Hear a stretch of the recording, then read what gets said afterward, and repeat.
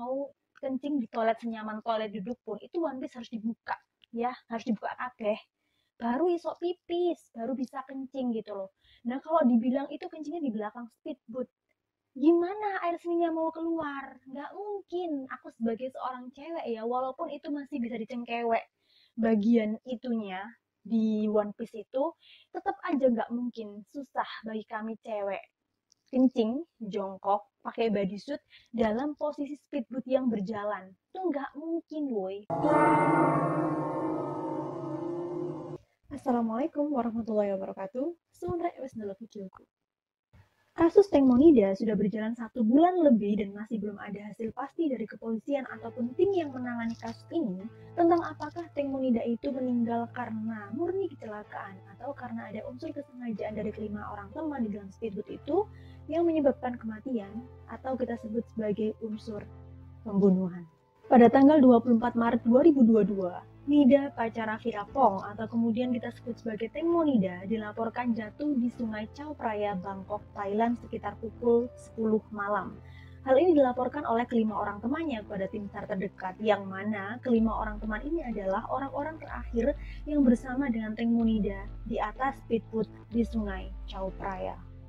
Setelah dilakukan pencarian sekitar 38 jam atau 2 harian gitu, adik laki-laki dari Tengmonida bersama dengan tim SAR yang bertugas menemukan tubuh Tengmo sudah dalam kondisi tidak bernyawa, mengambang, dan tengkurap 300 meter dari dermaga Pibul Songkram di Provinsi Nonthaburi. Jadi kayak Nonthaburi dari ke Bangkok itu emang dekat gitu, tapi kan udah beda provinsi. Jadi bayangin laporannya itu Tengmo jatuh di Bangkok, terus tubuhnya itu ditemukan tewas di Nonthaburi.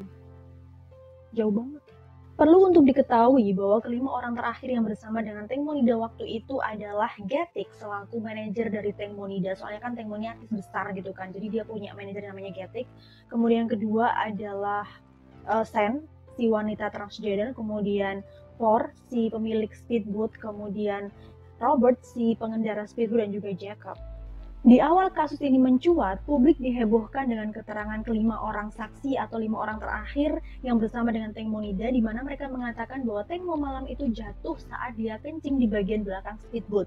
Jadi berdasarkan ceritanya mereka ketika mereka memberikan kesaksian keesokan harinya di kantor polisi, malam itu tuh Tengmo tuh mau kencing di bagian belakang speedboat ya kan, dengan posisi jongkok, dia itu pegang kakinya Sen, si wanita transgender. Kemudian karena si Robert itu ugal-ugalan dan baru belajar mengemudikan speedboat katanya, kemudian ketika si Tengmo itu tidak berdiri, speedboat itu tiba-tiba tersentak karena Robertnya kan ugal-ugalan. Nah ketika speedboat itu tersentak, otomatis Tengmonida itu jatuh lalu tenggelam di Sungai Chao Phraya itu. Jujur, dari awal aku mengikuti kasus ini sampai sekarang pun aku menganggap bahwa keterangan kelima orang terakhir yang bersama dengan Tengmonida malam itu adalah konyol banget, dan 100% aku nggak percaya belas. Dan perlu aku underline lagi di sini bahwa sejak awal sampai sekarang pun aku mengikuti kasus ini, aku tidak percaya bahwa Tengmonida itu meninggal karena kecelakaan murni, tapi dia malam itu memang sengaja dibunuh. Dan di video ini, aku ingin membahas kejanggalan-kejanggalan yang aku temukan dari awal kasus ini mencuat sampai proses dilakukannya otopsi kedua yang diawasi langsung oleh Dr. Porntip, di mana beliau ini adalah seorang ahli forensik Thailand yang diminta oleh masyarakat Thailand untuk mengawasi langsung proses otopsi kedua dari kasus Tengmonida ini. Dan sekali lagi aku underline, untuk kasus ini, no viral, no justice. Rasa itu memang sekali lagi benar, bahwa hal yang tidak diviralkan maka tidak akan pernah ada keadilan. So, gak usah kakek ngomong, siapkan pikir, juga hati, dan cerita dimulai dari sini.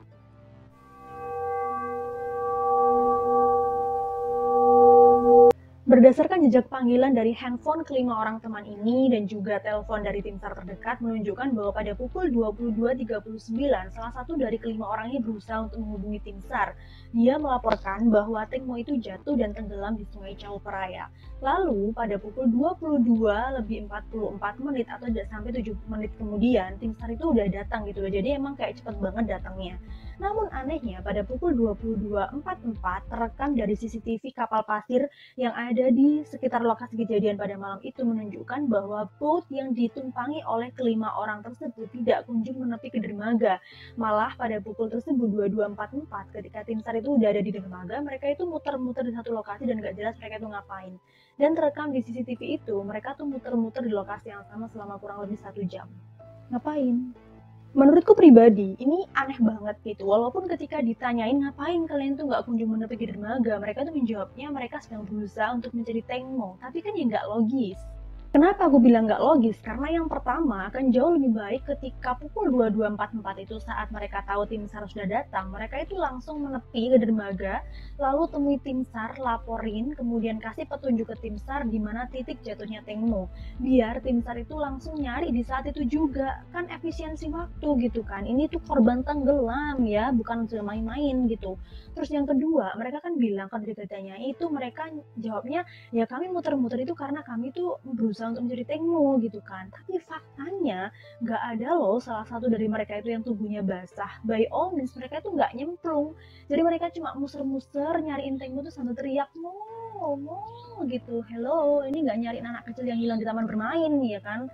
Mereka tuh buang-buang waktu gitu loh, nggak guna. Kan lebih baik mereka tuh segera melipir ke dermaga, kasih laporan ke tim SAR-nya, kemudian tunjukin titik jatuhnya di mana biar tim SAR segera nyari. Nah ini enggak, mereka 1 jam nggak segera menepi, berarti kan mereka buang-buang waktu selama 1 jam gitu loh. Ini tuh tenggelam. Untuk poin ini, tidak sedikit netizen itu yang berpikir bahwa kelima orang tersebut memang sengaja mengulur waktu, sengaja tidak menemui atau tidak memberikan laporan langsung kepada tim SAR yang sudah datang 7 menit setelahnya mereka buat laporan, dan selama satu jam itu mereka itu memastikan bahwa Tengmo itu sulit untuk ditemukan atau bahkan tidak bisa ditemukan sama sekali, atau dalam tanda kutip, dalam 1 jam itu mereka memastikan bahwa Tengmo sudah benar-benar tenggelam dan meninggal. Pukul 23.50 atau 12 malam kurang 10 menit, akhirnya kelima orang ini, bootnya kelima orang itu menepi ke dermaga, baru menepi setelahnya mereka bikin laporan pada pukul 22.39. Baru kemudian ada tim SAR kan di situ mereka ketemu. Nah, sebelum ketemu sama tim SAR, sebelum bikin laporan, otomatis mereka dihadang dong sama wartawan. Soalnya seorang Tengmonida itu adalah artis besar, men. 20 tahun lebih dia melalang buana di TV Thailand. Otomatis ketika ada berita kayak gitu ya para awak TV itu datang. Nah, ketika udah mereka itu sampai di dermaga, para awak TV langsung bilang, Tengmo mana gitu kan katanya mereka. Terus temannya si Tengmo ini kelima orang itu kayak jawab, jatuh tenggelam gitu kan. Nah, epicnya nih ketika ditanya lagi di mana tenggelamnya, arah tunjuk tangan mereka berlima ini nggak sama, men. Jadi kayak misalkan wartawan ini tanya ya kan, di mana emang jatuhnya Tengmo? Nah, si Getek itu ngarah ke sana, si Sen bilang ke situ, si Rabot bilang ke sana, si Jacob beda lagi. Jadi kayak hey, acting kalian kurang prepare loh. Nunjukin kalau emang ada sesuatu banget yang disembunyiin oleh mereka berlima, sampai-sampai ketika ditanya hal seremeh itu pun, yang kalau misalkan benar Tengmo itu jatuh dan mereka itu khawatir, mereka itu langsung bukan respect ya, mereka itu langsung refleks jawab gitu kan, dan jawabannya itu pasti benar. Nah ini kok bisa kelima orang tuh salah tunjuk semuanya, ya kan? Selain itu, dari kamera wartawan atau video yang direkam oleh wartawan pada malam kejadian, nampak jelas bahwa ada bekas cakaran dan juga robekan di baju Paul, Robert, dan juga Jacob, ataupun Sen. Jadi 4 orang ini tuh ada cakaran sama bekas robekan bajunya. Nah, ini akan aku jelaskan di poin selanjutnya pada bab penyidikan pertama. Walaupun nanti gue bilang bahwa ini adalah hal yang memang nggak sengaja, atau cakarannya itu adalah setelahnya di visum itu adalah luka lama, tapi pertanyaan kok sampai barengan? Di malam kejadian lagi, robeknya bareng lagi, cakarannya hampir sama lagi.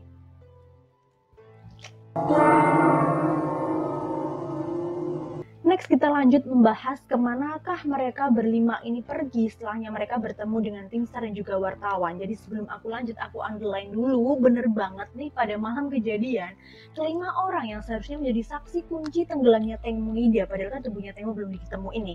Mereka berlima itu dibolehin untuk pulang atau meninggalkan TKP dengan aman dan tentram, Bray. Mantap kan? Saksinya nggak boleh kayak gitu, saksi utama ya nggak boleh pergi dari TKP dong. Gimana saya tuh diamalin kayak Menurut keterangan Getek saat dia dipanggil oleh kepolisian keesokan harinya, dia itu bilang bahwa malam itu dia langsung pulang sekitar pukul 1 malam. Nah, sebelum aku lanjutkan, aku mau underline sekali lagi, ini tuh hal yang fishy banget menurutku. Like, kita tuh misalkan netizen tuh nanya, kamu tuh manajernya loh, kamu tuh udah kenal sama Temu 20 tahun, kalian tuh deket banget. Lah masa iya teman deketnya itu tenggelam, jelas-jelas tenggelam, dan belum jelas itu kayak gimana, masih hidup apakah meninggal, tubuhnya belum ditemuin, kok enak benar dia langsung pulang ya. Bukan untuk dia untuk langsung stay di situ, enggak, tapi kan sewajarnya manusia itu pasti bakal khawatir kalau teman deketnya itu nggak jelas gimana kabarnya, apalagi dia itu ada sangkut pautnya dengan tenggelamnya kawan itu, kok nggak ditungguin, nggak khawatir dia sama Tengmo.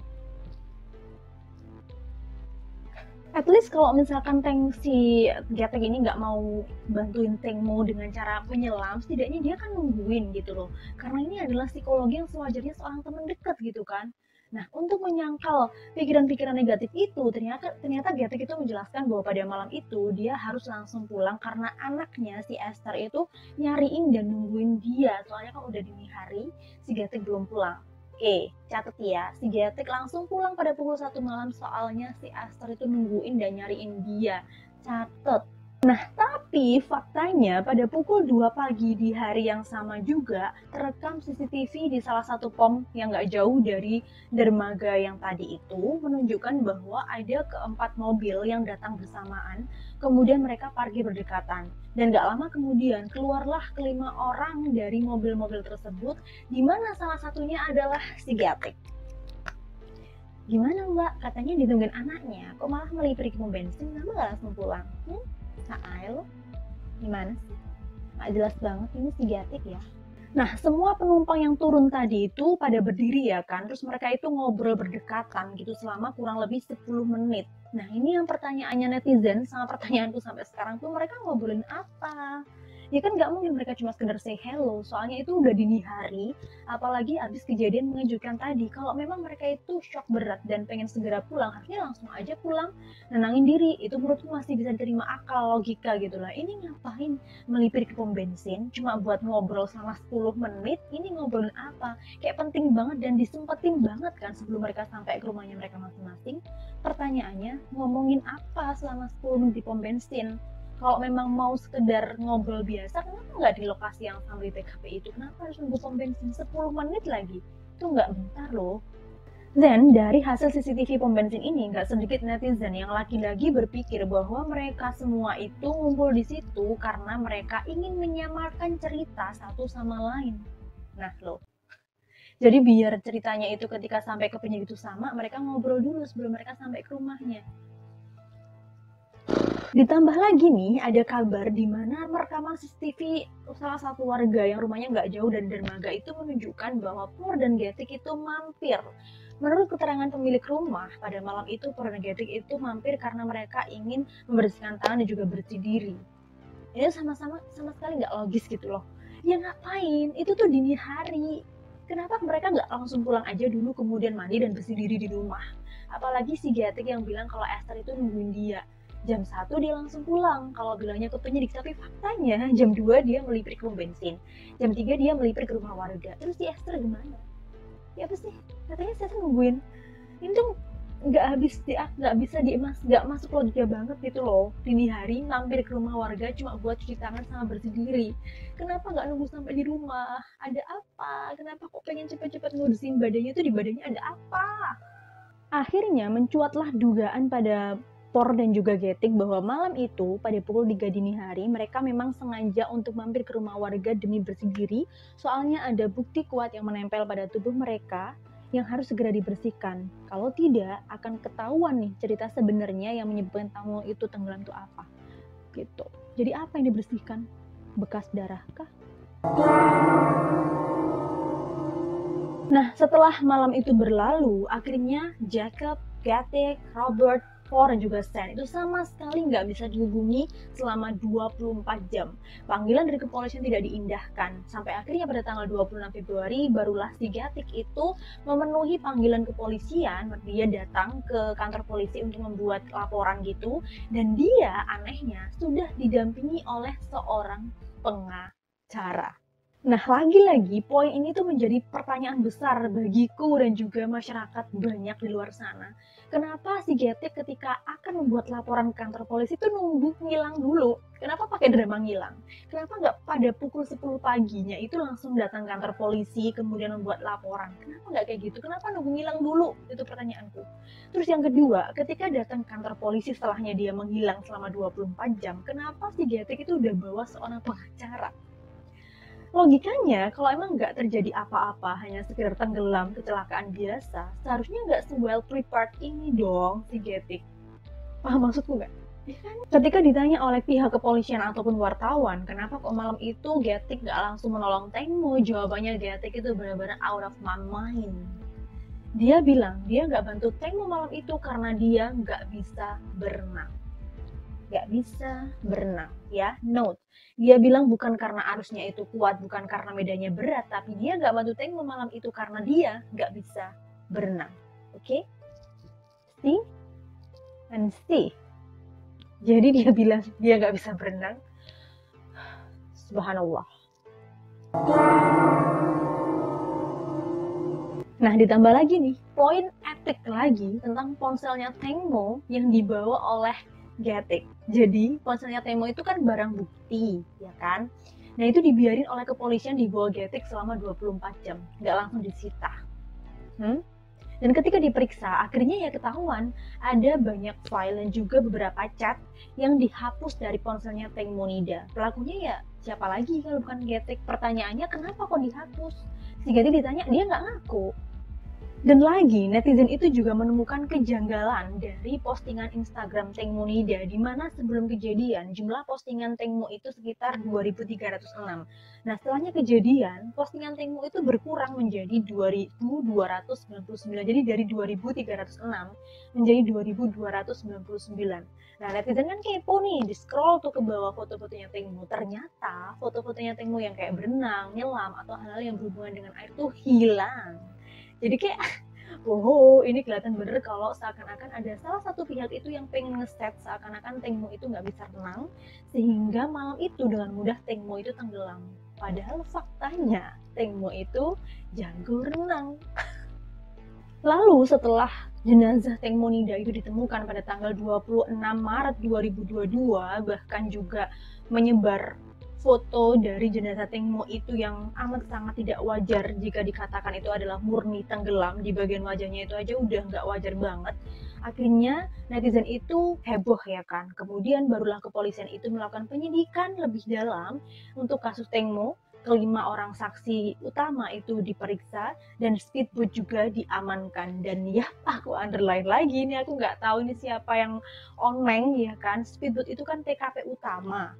Nah, nggak langsung diamankan pada malam kejadian, dibiarin beberapa hari dulu, barulah ketika Tengmo ditemukan meninggal, kasusnya mencuat membesar, barulah speedboat itu diamankan. Padahal itu TKP utama harus segera diamankan untuk menghindari rusaknya area TKP, kemudian sabotase ya kan. Ini enggak, dibiarin dulu beberapa hari, kepanasan, kedinginan di luar sana, baru setelahnya kasus viral, speedboat itu diamankan. Like, nggak mungkin dong sekelas kepolisian tuh nggak paham SOP ini. Aku aja yang orang awam itu paham gitu loh. Dengan melihat drama-drama dan juga proses penyidikan, publikasi, proses penyidikan dan lain sebagainya, itu aku ngerti kalau TKP itu harus segera diamankan, barang bukti juga harus segera diamankan gitu loh. Ini polisinya nggak paham apa emang disengaja? Nah, kita lanjut bahas proses penyidikannya ya kan. Ketika Sam, Getik, kemudian Jacob, Robert itu diperiksa. Luar biasanya mereka berlima sama-sama mengatakan bahwa malam itu Tengmo jatuh saat Tengmo itu kencing di bagian belakang speedboat. Kompak ya guys, mereka berlima. Menurut pengakuan Sam di live Instagramnya, setelahnya kejadian itu, setelahnya tubuh Tengmo ditemukan, bahwa pada malam kejadian Tengmo itu mau kencing di bagian belakang speedboat. Terus dia itu duduk jongkok gitu kan, dan tangannya tuh pegangan kakinya si Sam. Nah, kemudian ketika Tengmo itu udah selesai, udah mau berdiri, si Sen itu naruh HP-nya dia. Jadi awalnya dia tuh main HP gitu kan. Ketika si Getek itu bilang udah mau selesai, udah mau berdiri, si Sen naruh HP-nya. Kemudian tangannya si Sen tuh pegangan pada kursi. Jadi seakan-akan dia tuh sedang bersiap untuk menerima beban berat tubuhnya Tengmo yang mau berdiri dari posisi jongkok ke berdiri. Dia udah siap-siap nih. Terus si Sen tuh bilang, ternyata katanya dia tuh tiba-tiba Tengmo itu udah nggak ada. Ketika dilihat di longok gini, Tengmo itu udah jatuh tenggelam. Aku tuh kayak, hey, sekalipun ceritanya ini benar, kalaupun memang Tengmo itu jatuh karena dia sedang kencing pada malam itu, ya masa iya sih tubuhnya Tengmo itu nggak kerasa di kakinya Sen? Emang dikira Tengmo itu kertas, tisu, sampai dia itu gerak, dia itu mau berdiri, dia itu jatuh, sisanya nggak kerasa. Kan dia bilang dia nggak tahu kalau Tengmo itu jatuh. Tahu-taunya ketika Tengmo si Sen ini ngelongok, dia baru tahu tuh si Tengmo jatuh ke air dengan posisi bootnya itu udah menjauh. Dibiarin tuh sama si Sen. Ketika ditanya kenapa kok nggak dibantu langsung, kenapa kok dia tuh nggak langsung teriak-teriak si Tengmo tenggelam, jawabnya Sen gimana? Dia bilang kali aja malam itu pikiranku dia bisa dibantu oleh nelayan tengah malam bantuin orang tenggelam. Allah. Menanggapi penjelasan si Sen dari line Instagramnya, si Getek itu juga membenarkan bahwa pada malam itu si Tengmo itu sedang kencing di bagian belakang boot. Lalu dia itu jatuh dan nggak ada yang tahu. Si Getek nggak tahu karena dia waktu itu sedang sibuk main HP dan baru beberapa menit kemudian dia sadar kalau Tengmo itu jatuh ke air. Nah, beda lagi sama pendapatnya si Sen. Si Sen ini bilang kalau dia tuh langsung tahu, tapi dia emang nggak bisa nolongin. Atau aku bilang nggak mau nolongin, ya kan, dengan alasan dia yang nggak logis. Dia bilang Tengmo itu bakal dibantu sama nelayan tengah malam. Ya akhirnya, ya udah, aku bingung nih. Satunya bilang tahu berapa menit setelahnya, satunya bilang langsung tahu tapi nggak bisa langsung nolong. Nah kan, pusing aku dibuat dua cewek nggak jelas ini. Cerita yang dirangkai oleh si Sen melalui live Instagram dibenarkan oleh Getek dan juga 3 orang laki-laki lainnya itu seakan-akan kan publik itu kayak masa sih? Iya tah. Seakan-akan kan bisa masuk logika gitu. Tapi faktanya adalah pertama, setelahnya boot itu berkali-kali di-shoot, kemudian ditunjukkan juga oleh si Sen melalui salah satu acara TV gitu, tentang posisi jongkok si Tengmo ketika kencing, itu kayak kelihatan banget gak mungkin ada orang yang bisa ahli kencing dengan posisi jongkok di boot yang sedang berjalan. Satu, itu nggak mungkin, walaupun udah diperagakan posisinya kayak gimana itu tetap nggak mungkin bisa kencing di situ dengan posisi kayak gitu. Yang kedua, selain karena Tengmo ini adalah seorang artis besar yang kayak kalau dipikir secara sopan santun dan image, dia nggak akan mungkin mau kencing jongkok di ruang terbuka seperti Sungai Chao Phraya, juga karena pada malam kejadian Tengmo itu pakai bodysuit atau one piece. Yang mana kalau misalkan mau kencing itu one suit atau one piece atau bodysuitnya itu harus dilepas semuanya. Jadi kalaupun mau kencing di toilet senyaman toilet duduk pun itu one piece harus dibuka, ya harus dibuka kabeh baru isok pipis, baru bisa kencing gitu loh. Nah kalau dibilang itu kencingnya di belakang speedboat, gimana air seninya mau keluar? Nggak mungkin. Aku sebagai seorang cewek ya, walaupun itu masih bisa dicengkewek bagian itunya di one piece itu, tetap aja nggak mungkin. Susah bagi kami cewek kencing, jongkok, pakai bodysuit dalam posisi speedboat yang berjalan. Itu nggak mungkin woy, please, susah ya, nggak masuk akal. Yang ketiga, berdasarkan keterangannya si Casper melalui live Instagram, di mana Casper ini adalah sahabatnya si Tengmo, kemudian ditambah penjelasan dari Ana, sang manajer kedua dari Tengmo Nida, di mana mereka berdua mengatakan bahwa pada malam kejadian, gak ada satu orang pun di booth tersebut yang dikenal oleh Tengmo Nida kecuali Getek. By all means, si Paul, Robert, Jacob, dan juga Sen itu semua adalah kenalannya Getek. Kita link back nih sama cerita si Sen di live Instagram di mana dia mengatakan bahwa pada malam kejadian Tengmo itu pegangan kakinya si Sen sebelum akhirnya dia jatuh dan juga tenggelam. Poin itu menurutku tuh sanksi, aku sanksi sama poin sama cerita ini ya kan. Emang ini mungkin gak related tapi menurutku support segala macam kejanggalan dan juga keanehan-keanehan dari kelima orang terakhir yang bersama dengan Tengmo. Ya kan Tengmo tuh gak kenal sama si Sen. Ngapain sih Tengmo pegang kakinya Sen? Dan yang keempat, poin keempat ini menurutku adalah poin yang sangat penting banget dan benar-benar ngedukung segala macam kecurigaanku terhadap kelima orang terakhir yang bersama dengan Tengmo Nida. Jadi kayak poin keempat ini nunjukin kalau kecurigaanku tuh bener gitu loh.